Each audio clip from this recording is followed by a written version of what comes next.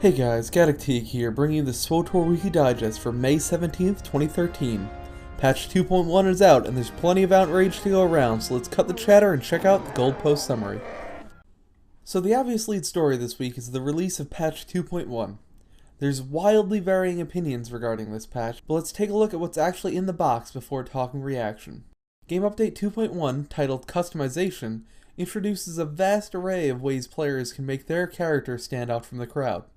Armor dyes, name changes, character recustomization, and the new Cathar race are just a few of the features players can play around with. Most of these features I've talked about in the past weekly digest, so the mechanics are pretty well known. What was not well known was the exact distribution model of these features, especially armor dyes. Players expecting to be able to browse through a list of armor dye colors on the cartel market were stunned to find that this was not the case. Instead, players were greeted with the single most derisive feature in the cartel market, gambling packs. That's right, players must purchase random dye packs for 200 cartel coins in the hopes of opening one they like. I'm going to hold off before exploding into a tirade here. I'll explain why later in this video, but this is obviously a huge letdown to many people. This is definitely the most justified complaint I've heard so far regarding the update, and BioWare definitely should have been more upfront with the delivery system of the armor dyes. A much less hyped feature in patch 2.1 was the collection system, which might be my favorite addition in the whole update. For a small fee, players are able to purchase any specialty items that they've collected on any character on their account, including items found in cartel packs. Players can finally get their command throne cross-legacy and even cross-server. Yes, this is another system that players need to pay cartel coins for, but thus far I haven't seen a single item costing over $1 to copy. I believe this is a wonderful addition to the game.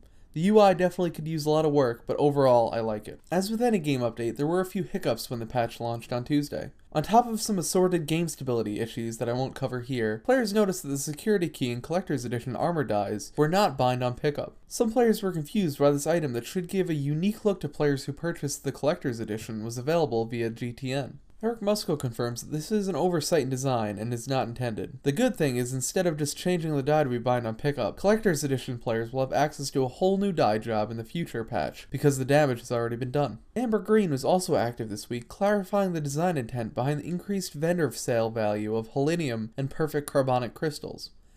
These crafting mats have been removed from missions and will never be of any use in the future, so the increased cost is a small apology from BioWare for hogging inventory space.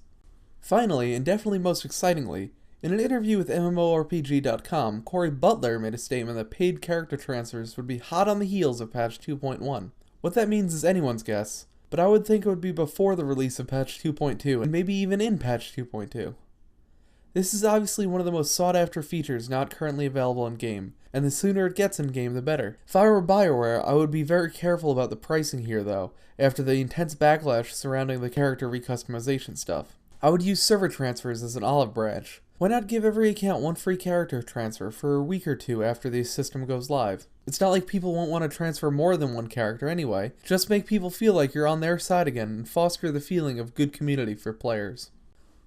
Now for the cool news that I alluded to before. I feel like my opinions on SWTOR have outgrown the 5-minute news videos, so I've decided I should go ahead and make my own podcast so I can go a little bit more in depth on topics I really want to cover. I haven't decided how often I'll make them, but I'm definitely looking for feedback as to what you guys would like to hear about. If you'd like to send in questions that I might cover in future podcasts, you can email me at gaddockteeg.crr@gmail.com, or if you prefer tweeting, you can send your questions to @gteeg on Twitter. I will let you guys know where and when this goes live, but look for it this weekend for sure, and I hope you guys enjoy. That's all the headlines from this week. As always, if you'd like what you've seen, make sure to like and subscribe so you don't miss out on any SWTOR video coverage. Until next week, this is Gaddock Teeg signing off.